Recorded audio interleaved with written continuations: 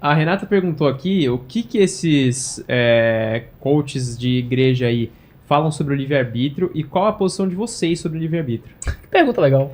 Essa é uma pergunta boa.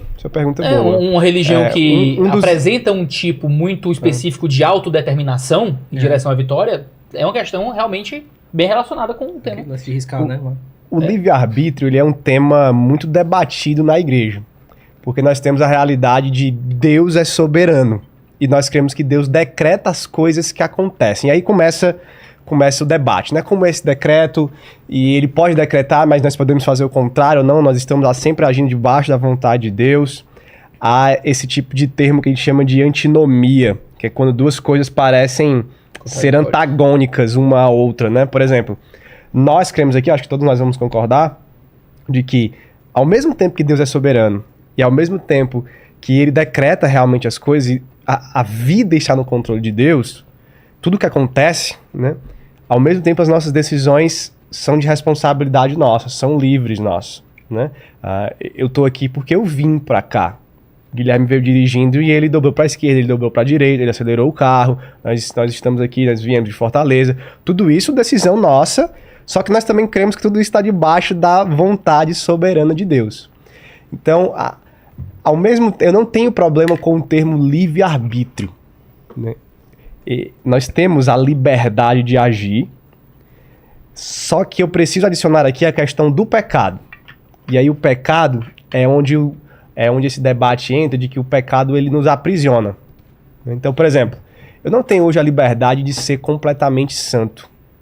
Eu tenho pecado. Eu tenho pensamentos impuros, eu ajo de maneira errada com as pessoas. Todos nós aqui, todo dia, nós pecamos. Né? Se o Pablo disser assim, Iago, não peque. Eu não tenho como não pecar. Nós somos escravizados pelo pecado. E quem está em Cristo está vencendo isso, mas ainda não foi liberto de forma total como nós seremos, né, quando Jesus Cristo voltar. Então nós temos um arbítrio escravizado ao pecado. Por isso se diz, de um lado, que nós não temos o livre-arbítrio total, mas por outro lado nós podemos usar, não tenho nenhum problema com esse termo. Alguns usam livre-agência ou livre-arbítrio, né, para isso. Agora, o que isso envolve a teologia do coaching, né? Ficou famoso também um teólogo aí, ele é coach, né, mas misturado com igreja, teólogo do coaching, como a gente chama, em que ele disse o seguinte: ele estava defendendo a ideia de que nós somos protagonistas da nossa história. E a ideia dele, a ilustração que ele usou foi: olha, Deus escreve a história, Deus decreta as coisas, Deus tem um plano. Só que ele escreve de lápis, foi o que ele disse. Você pode vir com a borracha e apagar aquilo que Deus escreveu. Você tem esse poder nas mãos. Então a borracha é Deus, né? Nesse caso. E aí é que eu volto àquela questão, Vilela. Como eu adoro um Deus que eu posso apagar o que ele fez. O Deus sou eu. Se eu tenho uma borracha e eu posso escrever em cima do que Deus escreveu, então Deus não é Deus, Deus sou eu. Então isso diminui muito a Deus. Então, geralmente, esse tipo de pregação, onde nós nos colocamos como protagonistas e esquecemos de depender de Deus, de fazer tudo na dependência de Deus, como o texto de Tiago capítulo 4 diz, é um texto fantástico para falar sobre esse assunto. Diz, olha, Tiago vai repreender as pessoas porque elas estão falando o seguinte: olha, amanhã nós vamos na cidade tal, faremos muitos negócios e teremos muitos lucros. E eles começam a planejar isso, enriqueceremos, visitaremos tal lugar, como se a gente estivesse aqui, né? Olha, amanhã nós vamos viajar, vamos estar no Vilela, vamos estar não sei aonde, e aí, sei lá, vamos vender um monte de coisa, vamos ficar ricos. E vou ganhar a camiseta da Insider, boa. E aí Tiago diz, olha, calma, porque tudo isso depende de Deus. A vida de vocês é vã. Como é que vocês sabem que amanhã vocês vão estar num lugar? E se amanhã o avião cair? E se amanhã vocês acordarem doentes e não puderem viajar? E se pegar fogo aqui no estúdio do Vilela amanhã e vocês não estiverem lá? Né? E aí diz, olha, vocês deveriam dizer antes, se Deus permitir, nós estaremos lá e faremos isso e aquilo. Né?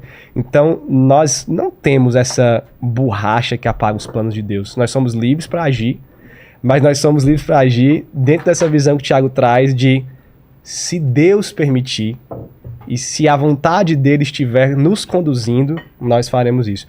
É difícil de entender esse conceito. A Bíblia tem essas verdades que parecem eliminar uma outra, mas que são como dois trilhos de trem ali. O vagão passa por cima dos dois e a vida segue em cima deles, né? Que é soberania de Deus e a nossa liberdade também de agir. O problema é quando a gente quer excluir uma para afirmar a outra.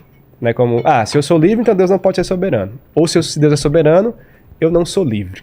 E o mais sábio a se fazer é viver com as duas. Então é muito problemático quando nós nos colocamos como protagonistas da nossa vida, onde todas as nossas escolhas, né, podem apagar o que Deus fez, e aí Deus vira aquele espectador. Deus diz assim, vou ver o que esse herói vai fazer.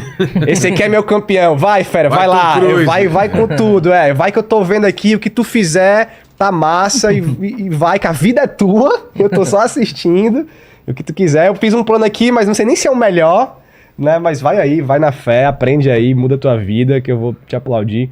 Então esse tema do livre-arbítrio, ele tem a ver sim, né, mas a nossa defesa aqui é que a gente tem uma liberdade para agir, Deus é soberano, nós estamos escravizados ao pecado, todos nós, e aquilo que nos liberta do pecado é o poder da cruz de Jesus, que será plenamente consumado nessa libertação quando ele voltar, quando nós partimos para estar com ele. Amém.